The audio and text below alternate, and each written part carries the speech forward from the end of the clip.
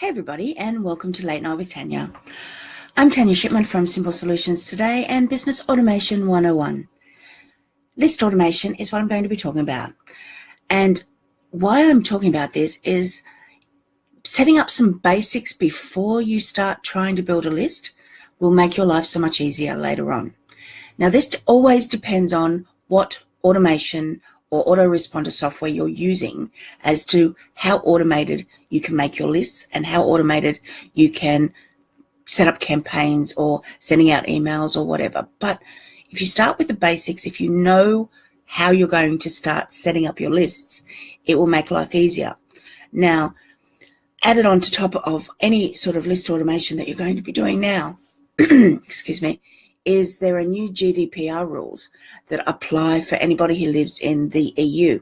And I've posted some links into the group written by a gentleman by the name of Nathan Haig. He's an Australian, and he's been doing a lot of research into this.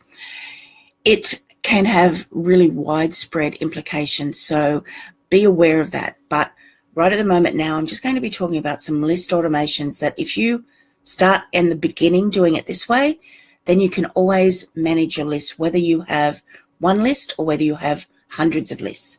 And pretty much for every product that you create, you pretty much have to create a list.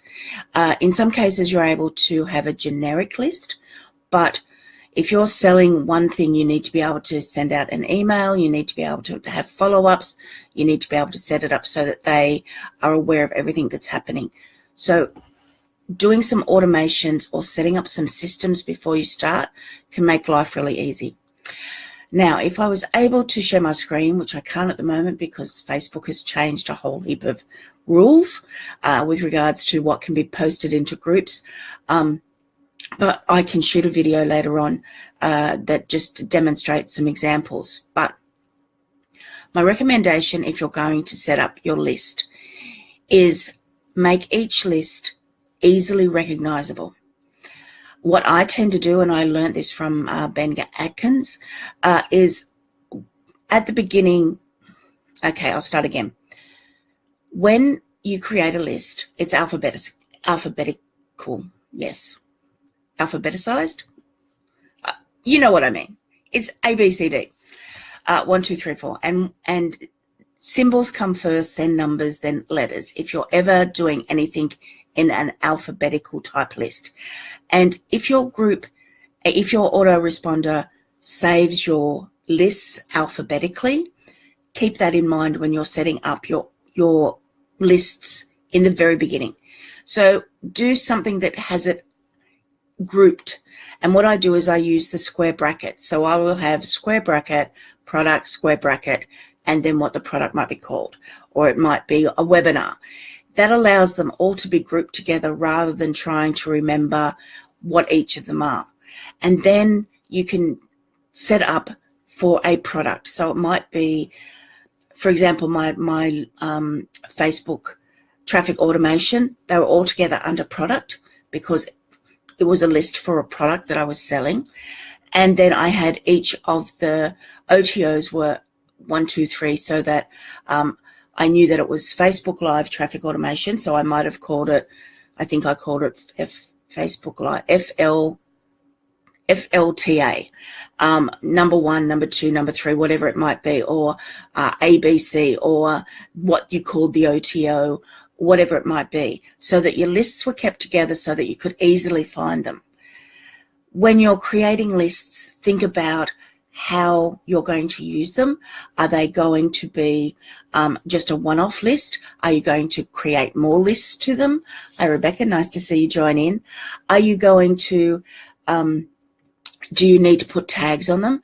I use ActiveCampaign, and all of my lists, when they're created, get added a whole heap of tags. Just automatically, I set it up so that if you buy my Facebook Live Traffic Automation, it goes in that it's a product as a tag, that they bought, that they're a buyer, that it's Facebook, and all the other tags that I might want on there, because then I can do some segmentation and I can do additional automations simply by making sure that when you first set up a list, you've got everything covered that you might want to use them for later on.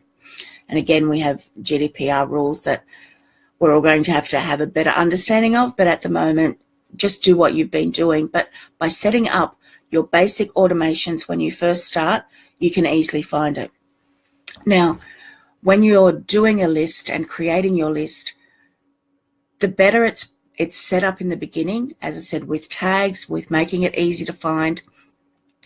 Some people who sell huge amounts of products, or even just have regular webinars who want to be able to give away free products, you have that list so that you can then be able to deliver the product, or you use tags to deliver the product, whichever way you're going to go.